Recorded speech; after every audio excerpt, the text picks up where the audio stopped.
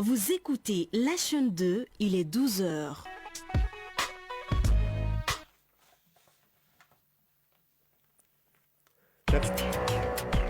Infocité, le journal de l'info de proximité sur la 95.2. Bonjour à toutes et à tous et bienvenue. Pendadawa assure la mise en onde de présentation Arunaki Adambele.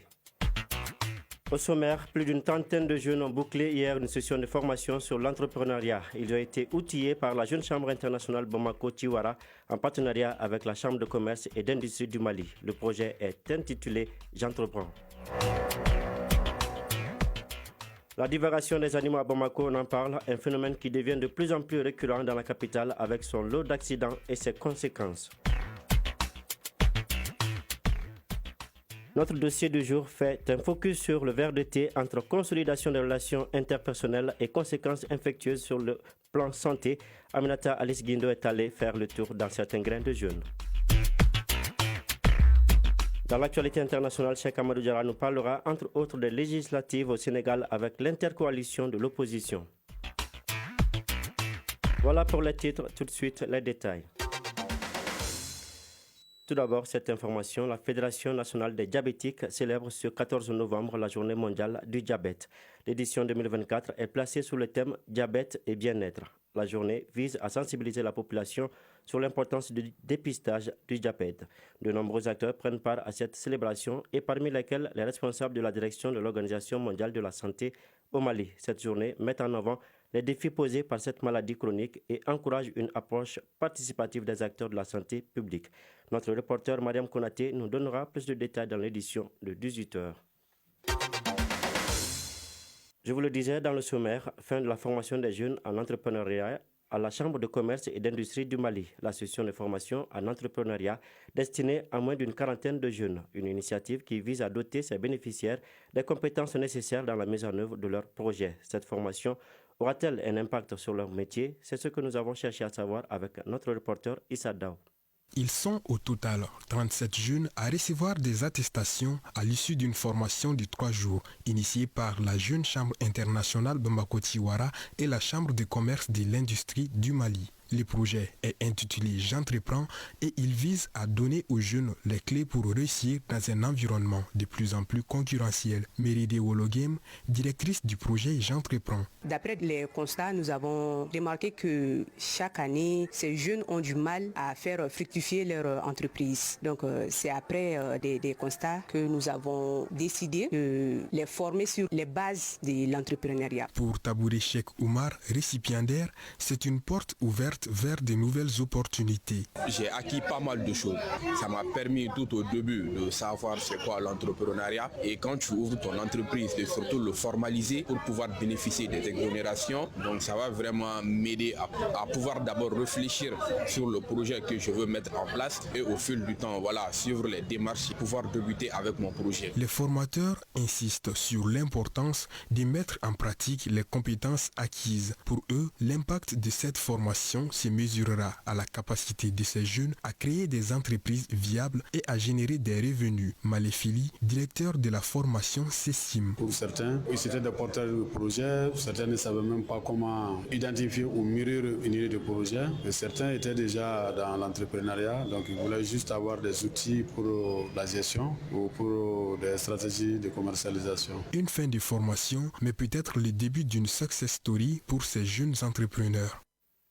Nous sommes en novembre, actualité oblige, la campagne Movember ou Novembre Bleu dédiée à la lutte contre les cancers masculins et aussi la promotion de la santé masculine dure tout au long de ce mois de novembre. L'association malienne d'urologie poursuit ses sensibilisations sur les problématiques de la santé masculine, à savoir les cancers de la prostate. Ce matin, sur le plateau de l'émission Bamako Matin de la chaîne 2, Dr Falaye Sissoko, urologue à l'hôpital Gabriel Touré, a affirmé qu'on peut bien guérir de la maladie si le cancer de la prostate est diagnostiqué à temps. Il constate malheureusement que les hommes se font rarement consulter. Dr Sissoko répond aux questions d'Ibrahima Souri Traoré et Famoussa Sidibé. Si un homme est à l'hôpital, c'est que c'est très grave, généralement. Donc ce qui fait que la santé de l'homme est souvent négligée. Ça, c'est le premier aspect. Mais deuxième aspect, surtout question prostate, organes génitaux, c'est un tabou au Mali. C'est-à-dire que c'est très difficile pour un homme de venir se faire consulter. Souvent, c'est des personnes âgées. Quand tu prends le cancer de la prostate, ça commence au-delà de 50 ans. Donc, une personne qui a plus de 50 ans qui vient à l'hôpital se faire voir par un jeune de 30 ans, 35 ans, il se dit, il a l'âge de mon fils. Donc, ils sont un peu gênés. Donc, il y a cette question de tabou également qui fait un frein à la consultation et au dépistage de ces maladies. Ce qui fait que c'est des maladies qu'on découvre souvent à des phases très avancées qui nous laissent très peu de manœuvre par rapport à la guérison. Est-ce qu'on peut guérir de la prostate? Le cancer de prostate, oui, on peut guérir, comme il vient de dire, si le patient il consulte à temps. C'est-à-dire si le patient vient consulter à une phase où le cancer est localisé dans la prostate sans avoir envahi d'autres organes, on peut guérir. Okay? Dans ces cas-là, on fait une intervention pour enlever carrément la prostate, anastomoser l'urètre à la vessie. En ce moment, le cancer il est complètement enlevé du corps. Alors, il est demandé aux hommes de se faire dépister le plus tôt possible. Autre titre de ce journal, la divagation des animaux, un phénomène récurrent dans la ville de Bamako. Entre accidents et maladies infectieuses, le phénomène a de lourdes conséquences sur la sécurité et la santé des populations. Elle entraîne également la dégradation de l'environnement. Que dit la loi? Amadou Sankaré a fait le tour de la ville et a rencontré certains spécialistes de la question suivante. Des bœufs, des moutons, des chiens ou encore des ânes. Difficile de se promener dans la ville de Bamako sans apercevoir des animaux errants sur les grandes artères. La divagation des animaux est un fléau aux conséquences multiples. Elle provoque des accidents et cause préjudice à plus d'un. Bazoumana Koulibaly, conducteur de tricycle, a frôlé la mort en évitant de justesse des animaux en divagation à l'aube sur la route de Kabbalah. Chaque matin, je rencontre des bœufs et des chèvres errant sur ma route. J'ai d'ailleurs une fois échappé de justesse à un accident. Kadiatou Diakité, vendeuse de légumes à Oninda, se souvient encore du jour où des coqs errants ont raflé ses condiments. Les poules errantes nous causent de grands préjudices. Elles se mettent à picorer nos condiments si l'on ne prête pas attention. Au-delà des ennuis qu'ils causent dans la circulation, les animaux peuvent transmettre aux humains des maladies infectieuses, selon Seydou Diallo, doctorant en agroforesterie. Notamment les maladies appelées zoonoses, c'est-à-dire des maladies qui sont transmises des animaux donc vers les hommes, telles que l'Ebola et le Covid, notamment Covid du type 19. La législation relative à la gestion d'animaux dans les agglomérations est pourtant explicite, assure Seydou Diallo. La loi numéro 2012-014 du 24 février 2012 relative au bien-être animal précise dans son article 20, en République du Mali, quiconque aura volontairement abandonné dans la nature des animaux domestiques sera puni de 11 jours à 1 mois d'emprisonnement et d'une amende de 18 000 à 100 000 francs ou digne de ses peines. Moumini Yanogo, chef d'antenne de la direction urbaine du bon ordre et de la protection de l'environnement à la mairie de la commune 2, est formel. La divagation des animaux a des conséquences néfastes sur l'urbanisation. La pollution de l'environnement, l'insalubrité générale, quand les animaux sont dans la ville, c'est juste sur l'urbanisation. Les animaux et les humains ne doivent pas vivre ensemble. Autrefois coquette, Bamako est aujourd'hui une ville dans laquelle chaque habitant ou usager de la route doit intégrer la présence des animaux dans la circulation. Un laisser-aller qui interpelle tout un chacun. Il est donc impérieux d'inverser cette tendance afin que notre capitale retrouve son lustre d'antan. À présent, le tour d'horizon de l'actualité internationale. La page internationale de cette édition, c'est avec vous, Cheikh Amadou Diarra. Bonjour. Bonjour Aruna Kia Dambélé.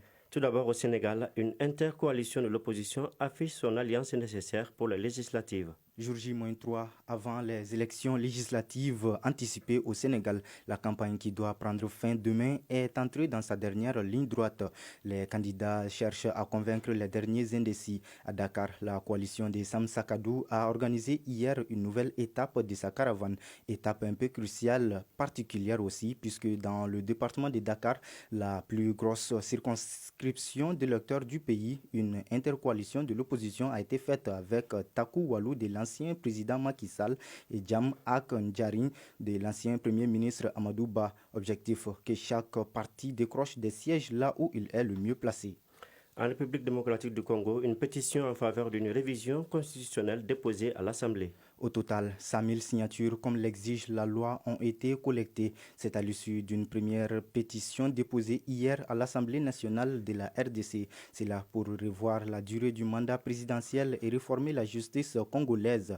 C'est une organisation de la société civile qui a pris l'initiative de cette cause politique qui suscite des réactions au sein de l'opposition, de la société civile et de l'influente Église catholique du pays.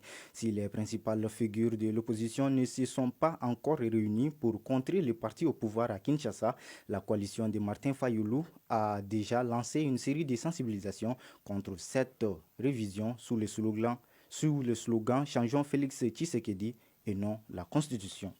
Aux États-Unis, Cheikh Amadou Diarra, la Maison-Blanche, la Chambre des représentants et le Sénat.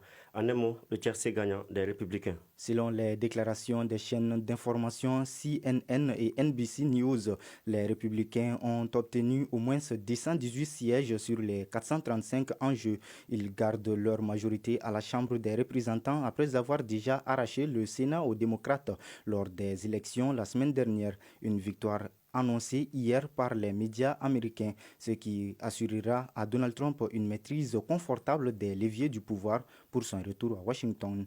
Voilà, Aruna Kiadamele, c'est ce qu'on pouvait retenir de l'actualité internationale de ce 12 heures. Merci à vous, Cheikh Amadou Diarra, pour toutes ces informations. La suite du journal, c'est ce fait de société, le partage du verre autour du thé, au grain ou en famille. Il incarne plusieurs valeurs. Cette pratique symbolise la solidarité, l'amitié et l'hospitalité. Dans ce contexte, le partage d'un même verre ou d'une même théière est un acte qui renforce les liens sociaux et témoigne d'un esprit de vivre ensemble. C'est ce que rapporte notre reporter Aminata Alice Guindo qui est allé faire le constat.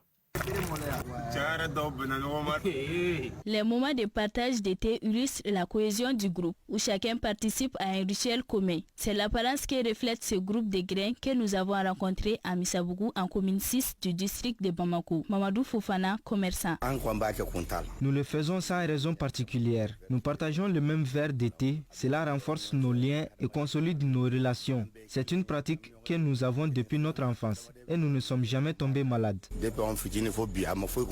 D'un point de vue sociologique, ce phénomène incarne des dynamiques de confiance et de proximité. Les personnes qui partagent les mêmes verres d'été démontrent leur appartenance au même groupe. Selon Dr Amaguino, sociologue. Le partage du verre d'été contribue à une construction sociale des identités culturelles ou ethniques au sein des groupes sociaux. Le fait d'utiliser les mêmes récipients constitue l'une de nos valeurs sociétales. Ce phénomène social est pratiqué à plusieurs niveaux ou zones, où ces pratiques sont perçues comme les éléments qui contribuent à la cohésion sociale, l'appartenance d'identité culturelle ou ethnique. L'ensemble de ces éléments permettent l'harmonisation de nos sociétés. Cependant, le partage d'un verre autour du thé peut présenter des risques pour la santé, nous souligne professeur Urumaso, hépato-gastro-entérologue au Gabriel Touré. Les principaux risques, c'est de se faire infecter par certaines maladies. Ça peut être viral comme ça peut être bactérien, surtout les infections. Les pathologies virales les plus susceptibles, ça peut être la rougeole, qui se transmet par les gouttelettes de salive. Ça peut être également l'hépatite B, mais l'hépatite B, il faut que celui qui reçoit la salive ait une porte d'entrée au niveau de la bouche, qu'il y ait une plaie pour que la salive puisse transmettre. Et puis il y a la mononucléose infectieuse. Ça aussi, c'est une maladie virale. Ça entraîne une angine et puis une forte fièvre avec une fatigue intense. Maintenant, les principales bactéries, c'est surtout l'infection à Helicobacter pylori. Ça, c'est une infection qui atteint uniquement l'estomac. Si ce n'est pas soigné, ça peut entraîner un cancer. La pratique, c'est bien, ça crée la cohésion. Mais si possible, si chacun peut avoir son verre, c'est mieux. Parce que certaines maladies sont là, mais asymptomatiques. La personne ne présente rien, mais la maladie est là. En somme, le partage des verres incarne l'essence même du lien social. Il renforce la cohésion entre individus et invite à des échanges authentiques et sincères. Mais attention, veillons au respect des normes sanitaires au grain. Une pratique ancienne qui persiste toujours dans la société au-delà des risques d'infection. À présent, la page météo avant de boucler cette édition.